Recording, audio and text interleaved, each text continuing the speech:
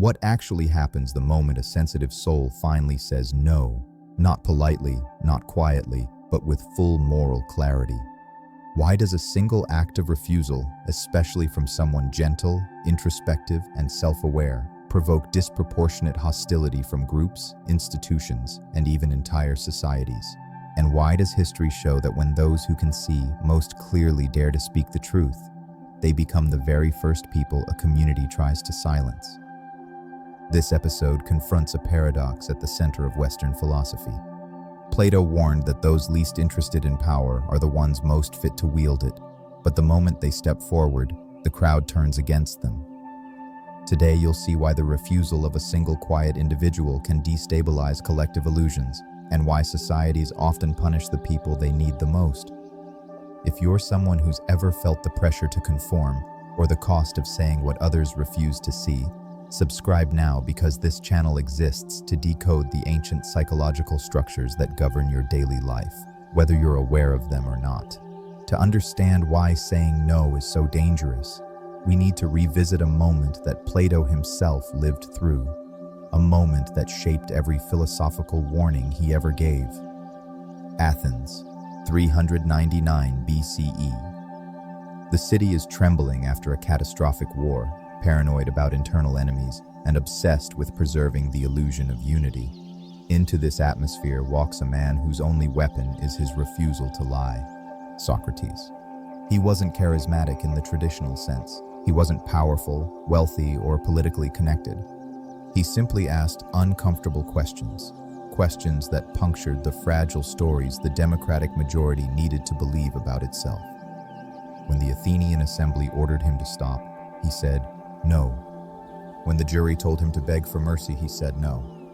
And when offered a chance to escape prison, he said no. Plato watched his teacher condemned to death for disrupting psychological comfort. Not for treason, not for violence, for revealing contradiction, for exposing collective self-deception. In Plato's writings, this event becomes a terrifying pattern.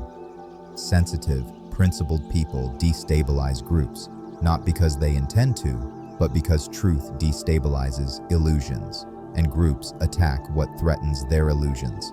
The death of Socrates is not just a historical tragedy, it is the archetype of how societies behave when confronted with a gentle but unshakable refusal. Plato internalized one horrifying lesson: the crowd does not fear the tyrant, it fears the free mind.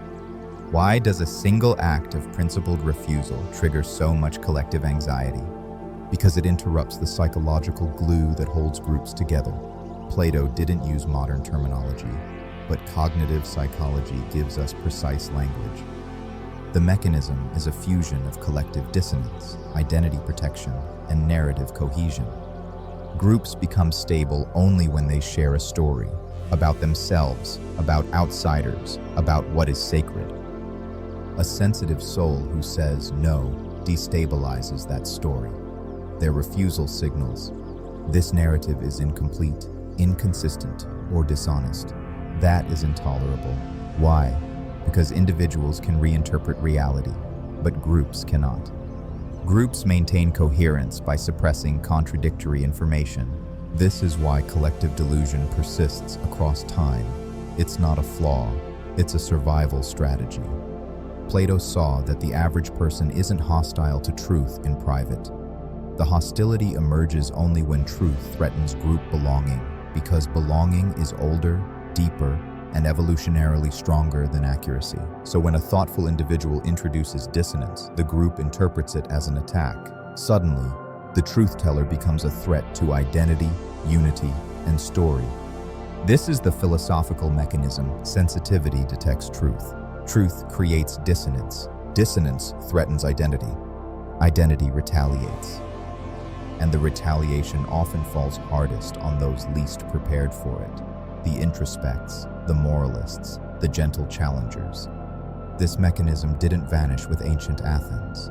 It updated, digitized, and scaled. Watch it unfold around you.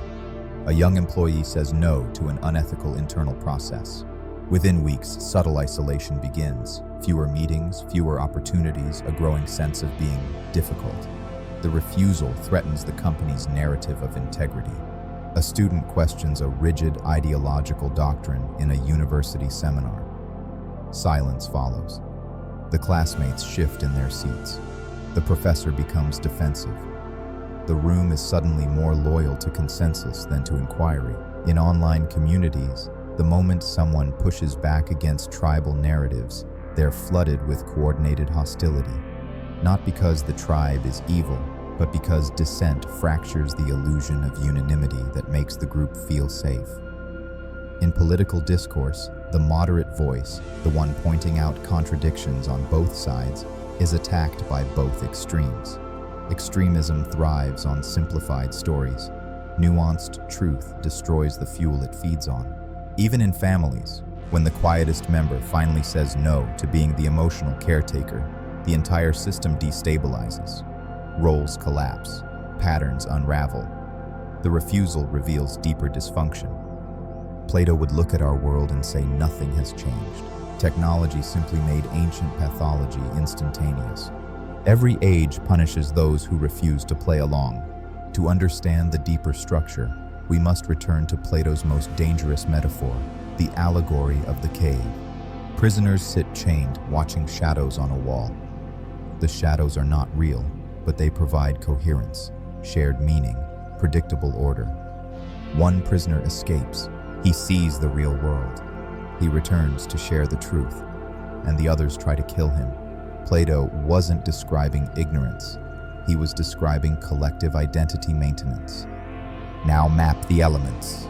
The cave equals the shared narrative of any group, ideology, or institution. The chains equals psychological safety, conformity pressure, and social reward. The fire equals curated information, media, algorithms, traditions, authority.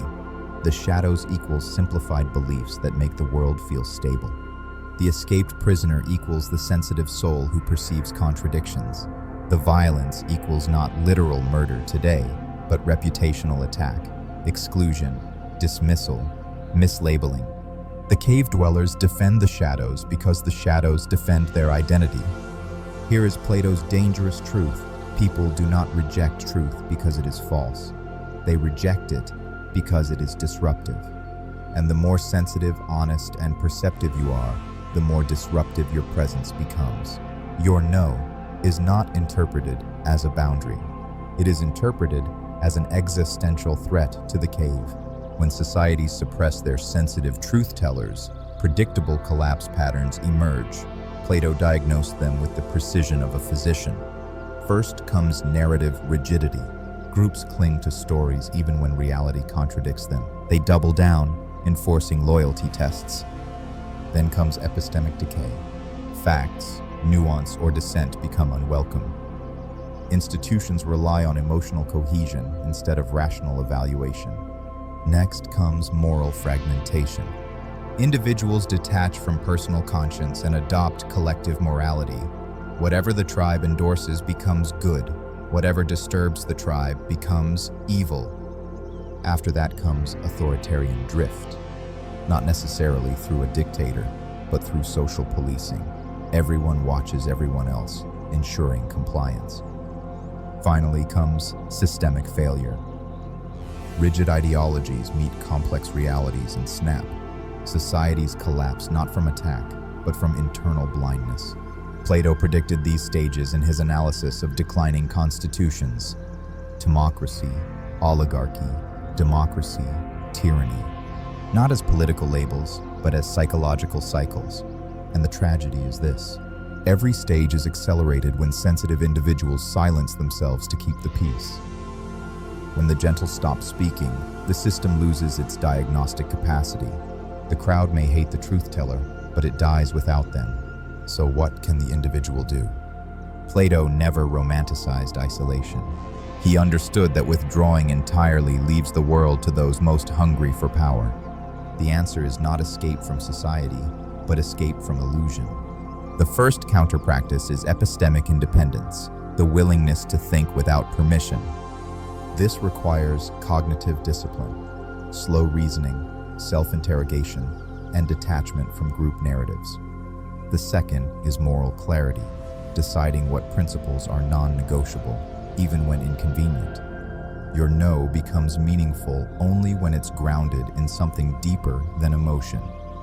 The third is psychological endurance, the capacity to tolerate misunderstanding, social coldness, and the discomfort of standing alone. Plato knew that truth has a cost, the loss of easy belonging.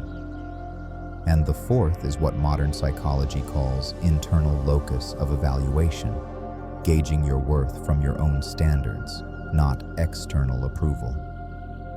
Sensitive individuals are particularly vulnerable here because they feel the emotional currents of groups intensely. To resist those currents is an act of moral athleticism. Together, these constitute what I call philosophical immunity, a mind resilient to manipulation, a conscience immune to collective panic, a judgment system that cannot be hijacked by tribal narratives. This is how the sensitive soul survives, and more importantly, how they lead. Not by dominating the group, but by remaining the only person who refuses to lie. So here is your challenge.